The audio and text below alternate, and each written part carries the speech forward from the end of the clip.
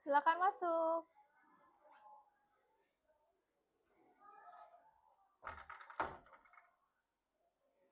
Silakan duduk.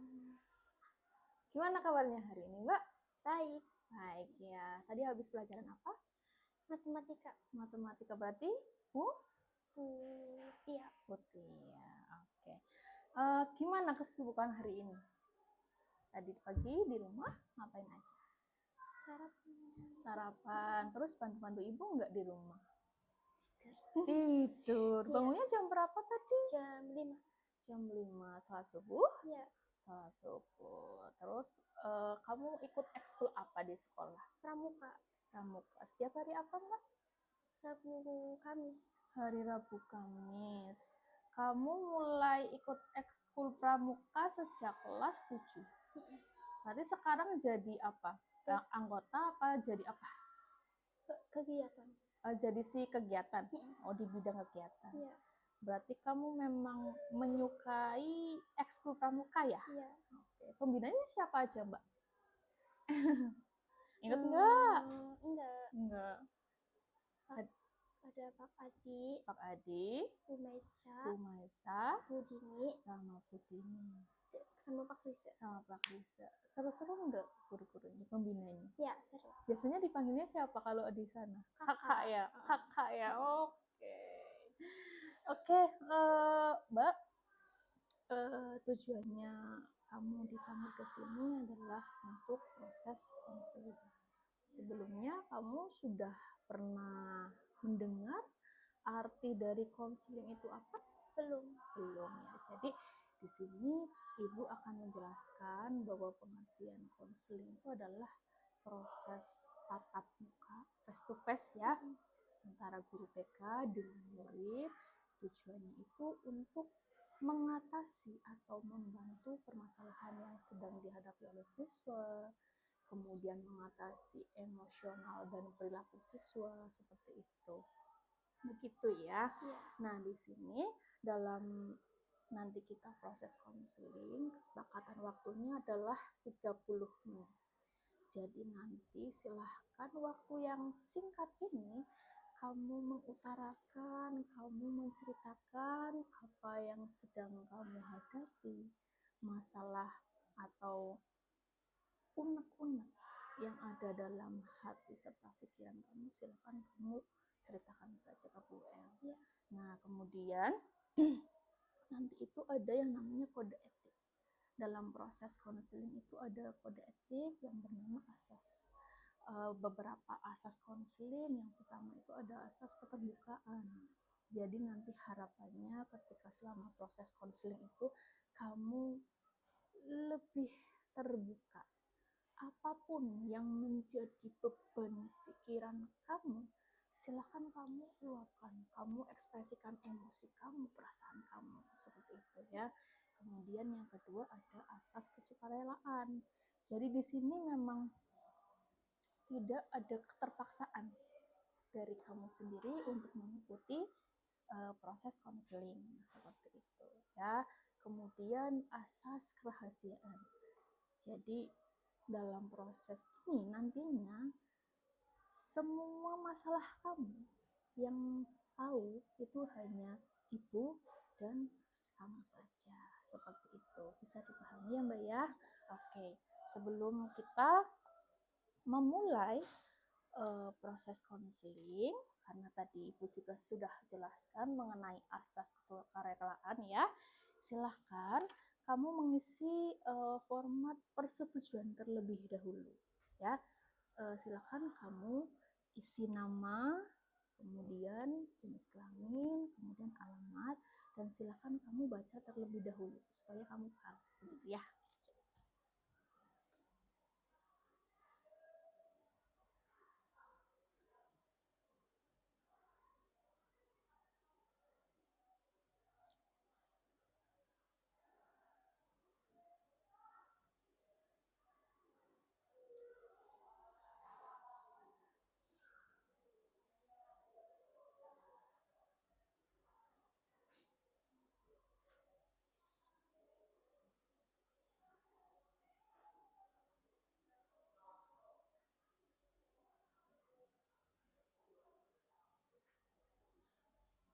kamu tanda tangan silahkan di sini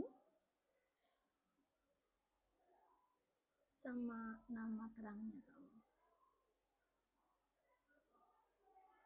Oke, terima kasih ya. Ini Ibu tanda tangan dulu. Tanggal 23 Juli 2025.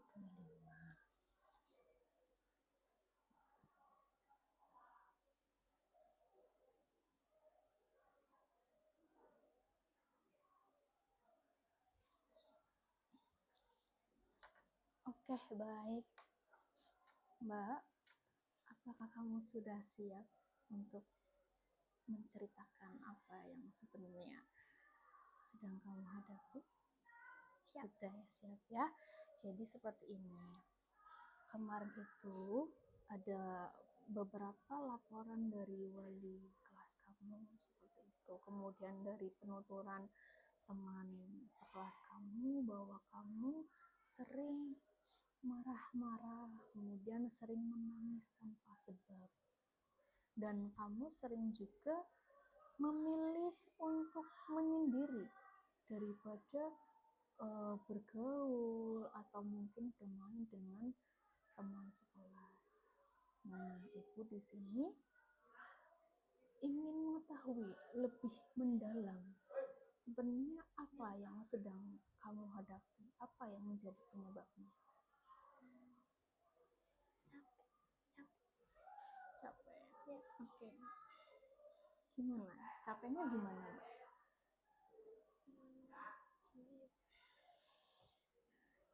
Banyak apa ya, Pikiran, masalah keluarga. Bisa diceritakan lebih detail masalah keluarganya seperti apa? kadang itu lebih kurang, terus berantem dari masalah kecil dibesar-besarin. Oke. Gitu. Iya. Itu antara kamu dengan orang tua bapak itu atau mungkin antara kakak atau mungkin kakak. Oke, berarti kamu sering melihatkah? Apa kamu emang langsung ikut? Kayak misalkan nih, kayak orang tua kamu lagi ribut, terus kamu ikut ribut atau bagaimana? Aku lihat sendiri. Sering? Ya, sering. Sejak kapan kamu melihat kejadian seperti itu? Dari kecil. Dari kecil. Oke, dari SD kah? TK. Oh, dari TK. Kamu sering melihat orang tua kamu berantem. Seperti itu. Apa atau kalimat apa yang masih teringat sampai sekarang oleh kata-kata orang tua kamu sampai mungkin itu menjadi trauma kamu? Nggak ada. Jadi sejauh ini kamu hanya melihat kejadian itu. Ketika kamu melihat kejadian itu, apa yang kamu rasakan? Biasanya mau apa ya, pisahin tapi nggak bisa. Terus cuma bisa nangis doang. Bisanya nangis doang. Marah nggak? Marah. Biasanya kamu kalau marah meluapkan emosi kamu dengan cara apa? Aku pergi ke kamar sendiri Nangis. Berarti yang bisa kamu lakukan hanya menangis. Oke.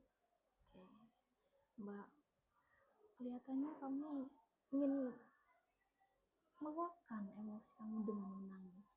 Kalau misalkan kamu mau menangis, silahkan menangis terlebih dahulu. Ya, luapkan emosinya. Jangan sampai ada yang terpendam. Oke.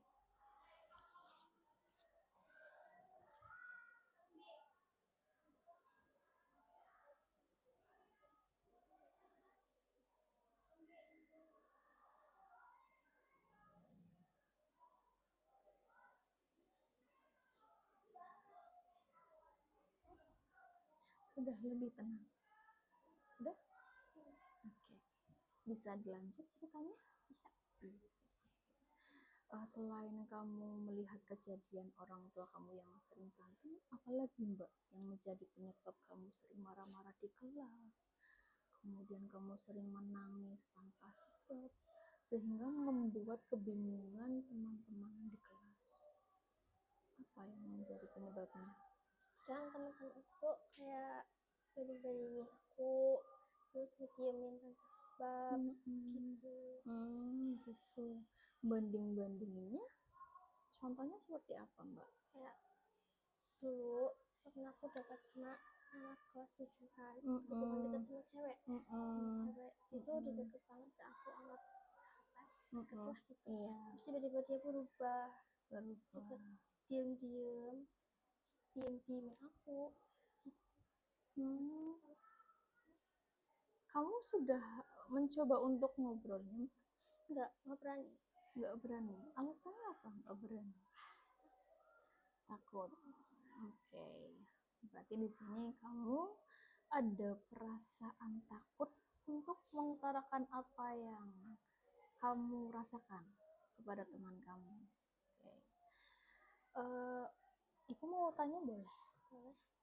Kedekatan kamu dengan orang tua kamu itu lebih dekat dengan siapa? Ayah atau ibu? Ibu. Dengan ibu. Kamu biasanya sering cerita enggak kalau sama ibu? Enggak. Terus kamu kalau misalkan lagi ada masalah dengan teman di sekolah atau mungkin butuh teman curhat, kamu larinya ke siapa? Aku tulis di buku. Oh, kamu nulis di buku. Itu bisa menjadi salah satu kayak obat kamu. Oke. Kayak zaman dahulu itu namanya Dear Diary ya Mbak ya? Iya, oke. Selain kamu menulis di buku, apa lagi? Nangis terus. Oke.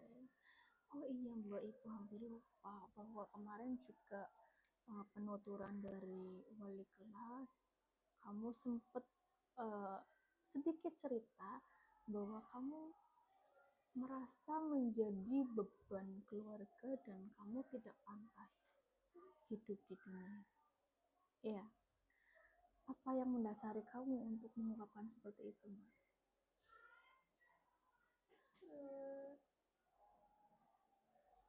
Tidak pantas aja gitu Bu. Aku kenapa dilahirin bikin keluarga aku begitu.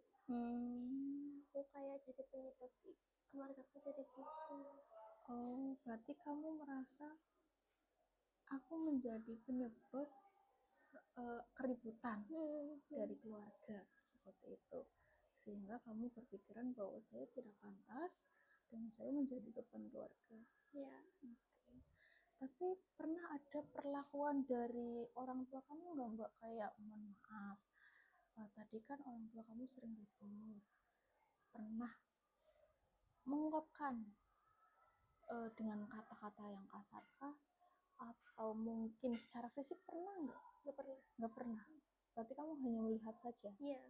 Seringnya antara kakak dan orang tua atau memang ayah dengan ibu yang sering berantem? Kakak sama orang tua aku, ayah.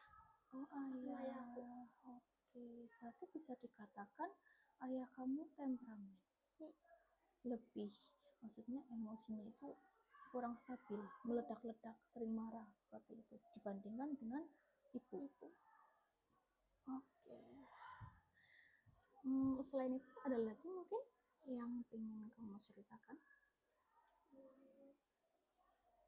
Nggak ada. Nggak ada. Kalau ini Mbak, masalah tugas-tugas yang mungkin menumpuk di sekolah itu, kamu mungkin ada sakit hati ya, motif sakit hati dari bapak ibu dulu ada nggak? Nggak ada. Jadi penyebabnya keluarga dan teman kamu yang sering membanding-bandingkan. Ya. Seperti itu. Oke. Baik ya Mbak, itu tadi penuturan atau cerita apa yang sebenarnya kamu rasakan. Di sini Ibu memahami betul bagaimana perasaan kamu, posisi kamu yang harusnya mengungkapkan, punya teman curhat, ibaratnya seperti itu, tapi tidak bisa apa-apa. Yang kamu lakukan hanya bisa menulis dan menangis, ya. Seperti itu, sehingga kamu memunculkan emosi negatif seperti marah-marah, kemudian nangis tanpa sebab di kelas, seperti itu ya. Kemudian kamu sering memilih menyendiri daripada harus bergaul dengan teman.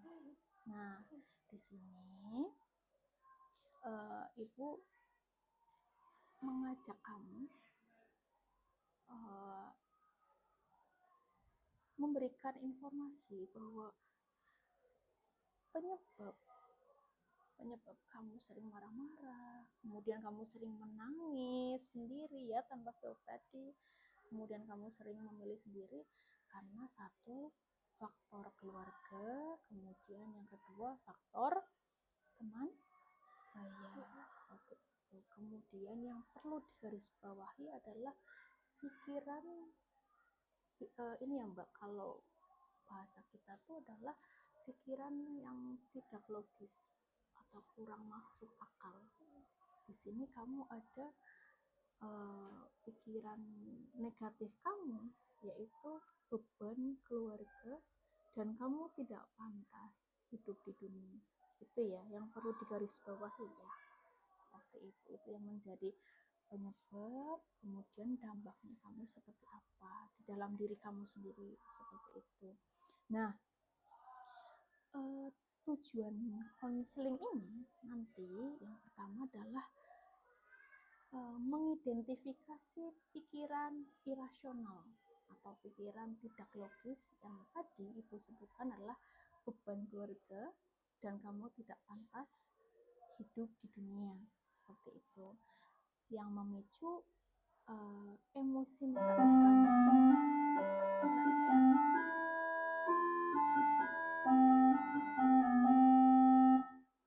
Kemudian yang kedua adalah menantang dan mengubah pola pikir kamu supaya lebih rasional, supaya lebih masuk akal, seperti itu. Kemudian yang ketiga adalah mengelola situasi yang memicu emosi negatif kamu, yaitu tadi adalah marah-marah, agar lebih tenang, agar lebih rileks, seperti itu ya. Nanti kita akan menggunakan teknik yang namanya adalah talk stopping. Jadi untuk menghentikan pikiran-pikiran irasional kamu, ya, pikiran irasional yang tadi Ibu sebutkan bahwa ada beban keluarga, kemudian kamu merasa tidak pantas hidup di dunia, seperti itu.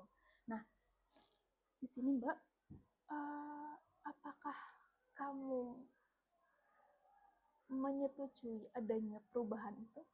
Ya. Dari pikiran kamu yang aku nggak pantas hidup di dunia dan aku hanya menjadi beban, nanti kita arahkan, kita sama-sama belajar ya untuk lebih rasional bahwa saya lebih pantas, saya berharga, saya bukan menjadi beban keluarga. Kamu setuju itu? Menyetujui itu? Oke, seperti itu ya. Coba sekarang kamu tarik nafas terlebih dahulu 3 kali ya.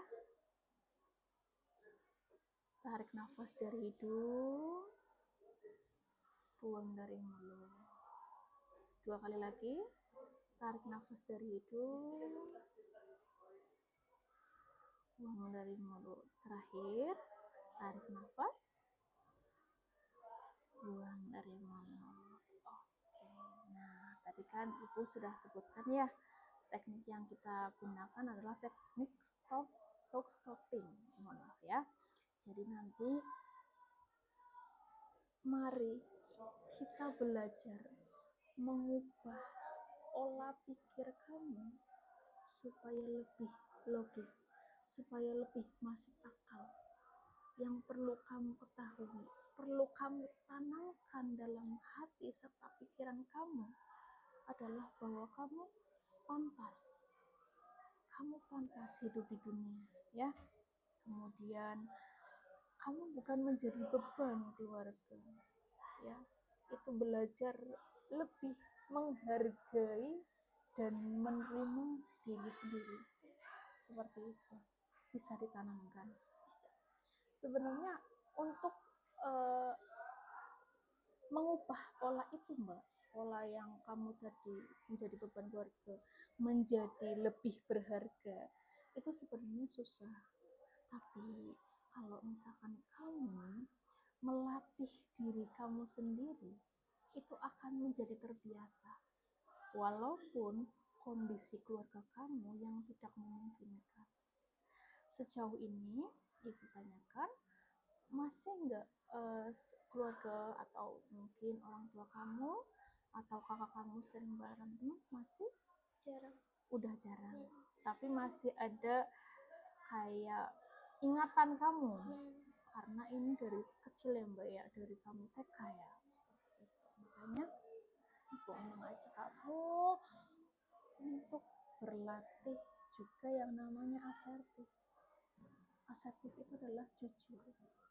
Jadi kamu berani mengungkapkan kata tidak, entah itu ke teman kamu atau mungkin intinya orang-orang sekitar kamu.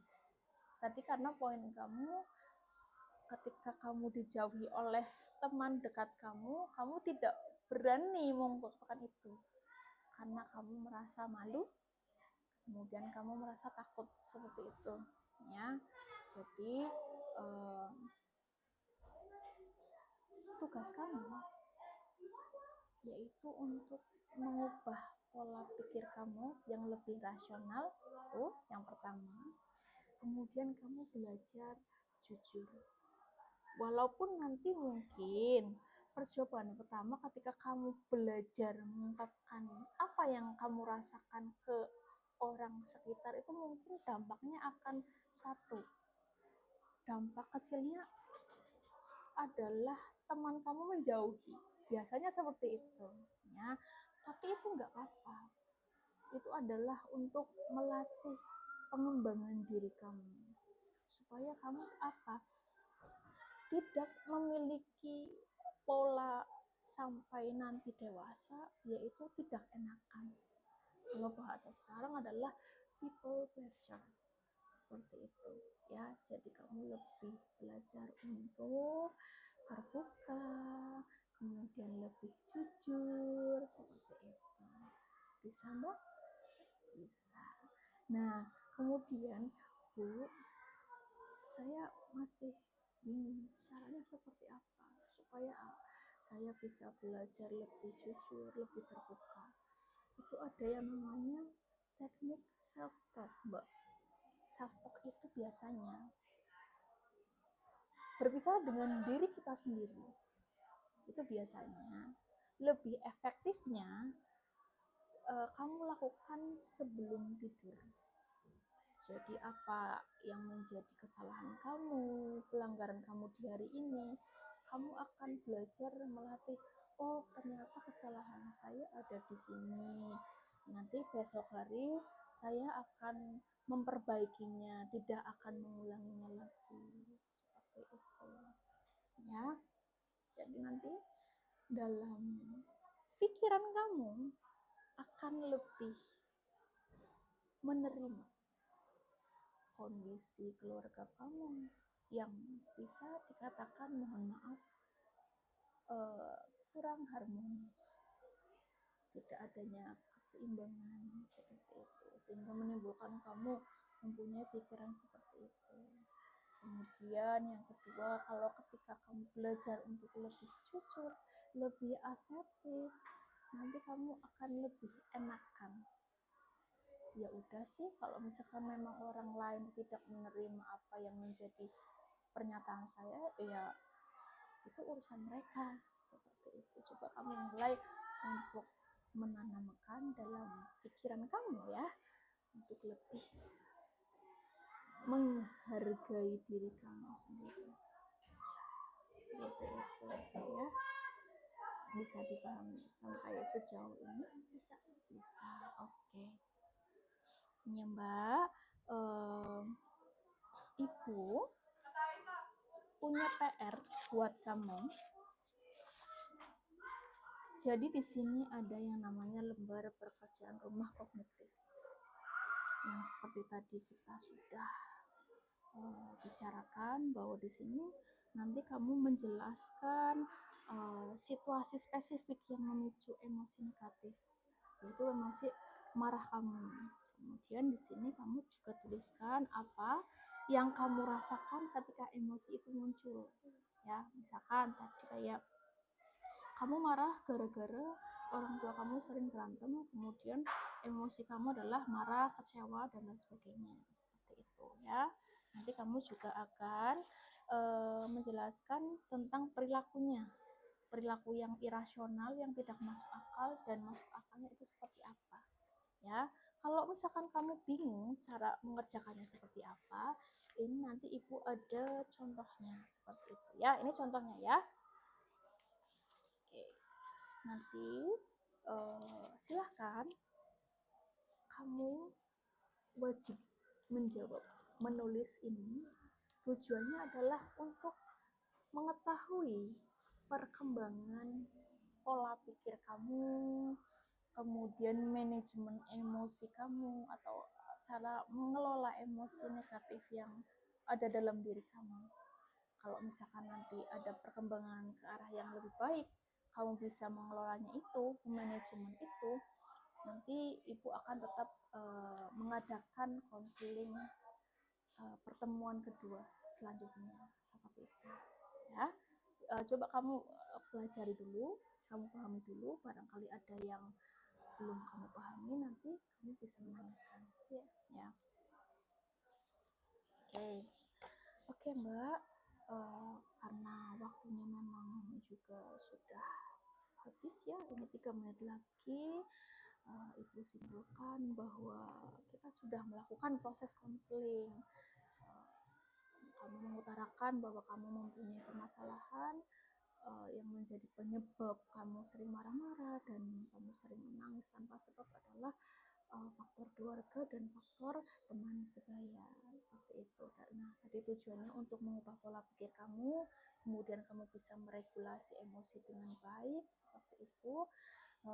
Harapannya nanti kamu akan jauh lebih menerima diri kamu sendiri, lebih bisa belajar asertif atau jujur, dan lebih percaya diri melalui tadi self talk ya. Kamu berbicara dengan diri kamu sendiri seperti itu ya.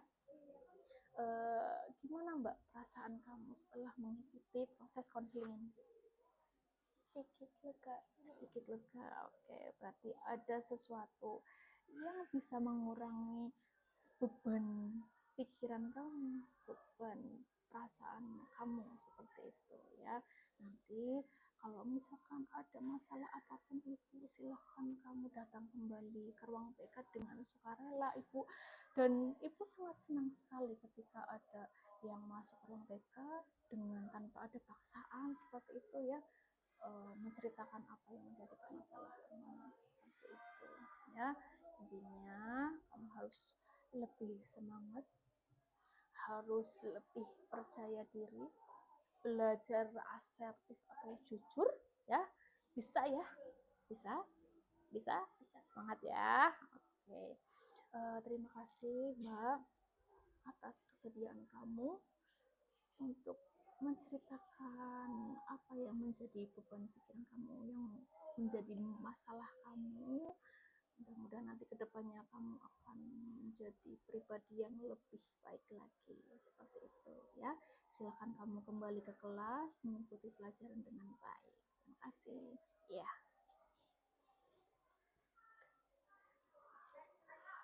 Hati ya. Ya.